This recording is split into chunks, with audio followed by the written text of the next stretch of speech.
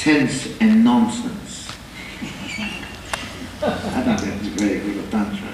Sense and nonsense. There's actually quite a lot of nonsense also. And there's quite a lot of sense too for me. What I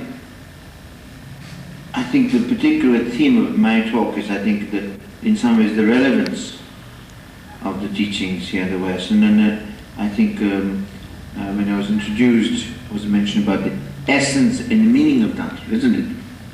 So I want to hear from you, what is your interest? What is the thing that you're interested in? Tell me. Any other?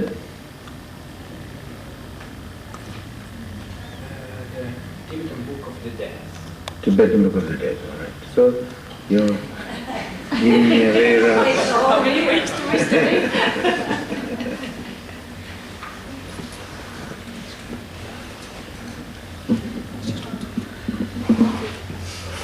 First, okay, so maybe we can begin.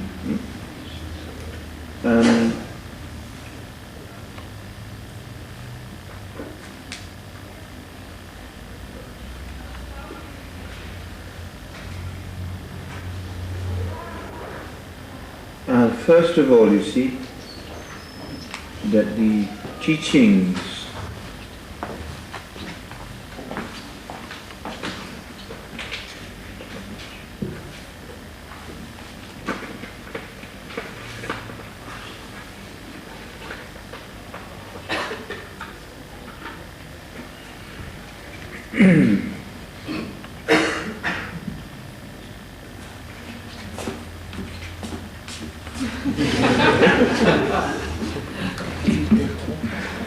right, so meditate from now.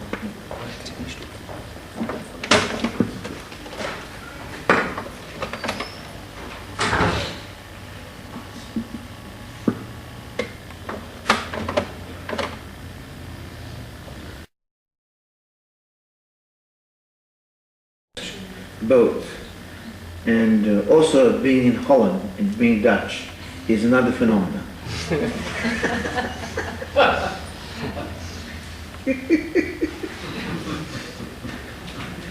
So, let's begin. I think first of all the teaching of the Buddha, particularly as it exists in Tibet, is extraordinarily vast. And in some ways quite complex. If one does not have the key, the master key, the understanding. In fact, the teachings, the scriptures, are enormous. There are thousands and thousands and thousands and thousands of volumes. And that, then you might ask, but how can an individual, or someone who wants to really know, how he or she really learns? Is it actually difficult to really learn all the teachings? In fact, it is actually through the guidance of a master, of the teacher.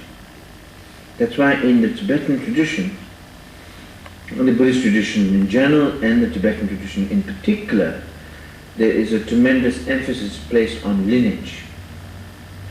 Lineage is in a sense not kind of a fossilized kind of, tradition, maintaining of that, but rather it's passing of continuance of knowledge, of living knowledge. Living knowledge. It's like when a master, like for example, let's say, when a master teaches, where does the teaching come from?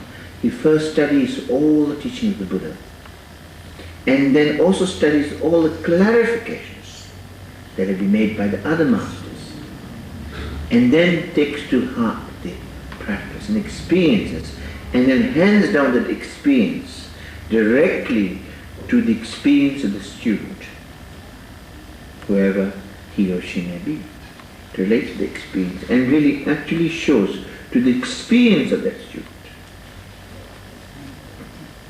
you understand? To really relate to the experience, to the level of the understanding of the student. Not so much teaching on the level of the teaching, but teaching on the level of the people. That's one of the reasons why it's quite extraordinary thing is, Buddha particularly, when he came to teach, he didn't want to particularly come to teach a teaching. Buddha did not come to teach a religion or a doctrine. In fact, what he really primarily had come to show us the nature of our mind, to show us our primordial, our intrinsic nature.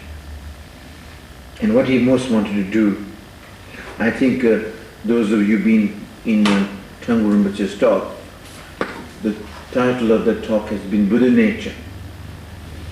That in fact in Buddhism one of the fundamental basis of all, that each and every one of us, regardless of who we are, whether we're Dutch or German or French or English, Tibetan, Indian, Chinese, Japanese, Russian, we all have the Buddha nature. In fact, the Buddha had the Buddha nature and worked with that potential. And when he fully realized, he became a Buddha. In fact, when Buddha became enlightened in his infinite wisdom and compassion, he realized that all beings have the same nature as him. So he most wanted to do is to really show each one their nature. But however, he realized that in fact, even though he tried to show the nature of his mind, unfortunately nobody got it. Because in fact, even though the nature of the Buddha and our fundamental nature is the same, in a sense we have limited our original nature with our mind. In fact, if you use an example, if you have like a vase, you know vase, like this vase, the space inside the vase is the same as the space outside. But the walls of the vase limit the space. So in fact the walls are our mind that limit the space of our nature. In fact, once the vase is broken, then the space in that becomes one with the entire space. In fact, one realizes that there's never been any separation. There's never been any separation. The only thing that's separate is this kind of the wall. Anyway, I don't want to go into that too much. Just an example. The point of this being that when he realized that, you see, that then he started, even though on an absolute level, what he most wanted to show us was our nature. But yet, in order to do that, since we have, in some ways, that the absolute truth itself is very simple, but since we've got rather complicated, so that he has to teach so many different ways to suit different beings. So that if you look into the Buddhist teachings, it's really a whole vast array of different methods and means and skillful means too. And in that respect, the Tantric teachings are unique in that it is said to have been equipped with the extraordinary skillful and very powerful means to work with our mind, to work with our confusion. Is it clear so far? I'll also get up and walk with you a little bit so that you'll all wake up. Me particularly.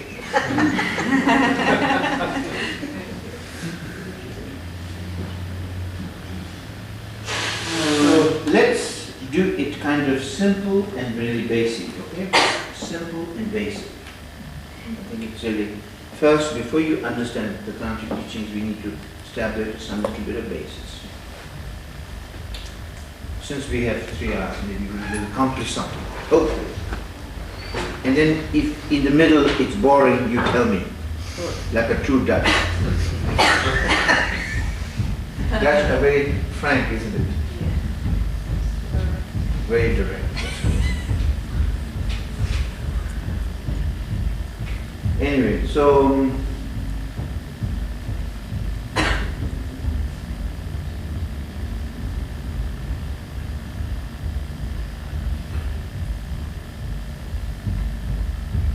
if you, it doesn't matter. Is it some workshop?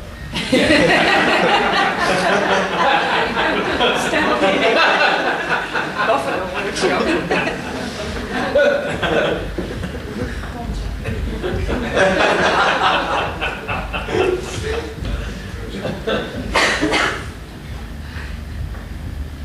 So,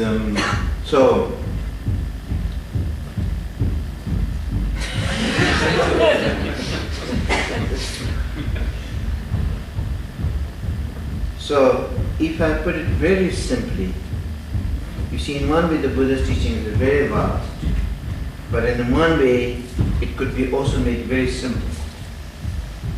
In fact, when Buddha was asked to essentialize his teaching, he essentialized them into 3 points. He said, Dikpatyam Mijaki isn't clear. The opening is, but if you're somewhere open, it slowly, all your negativity diffuses. You don't know exactly where it went, when it turns out.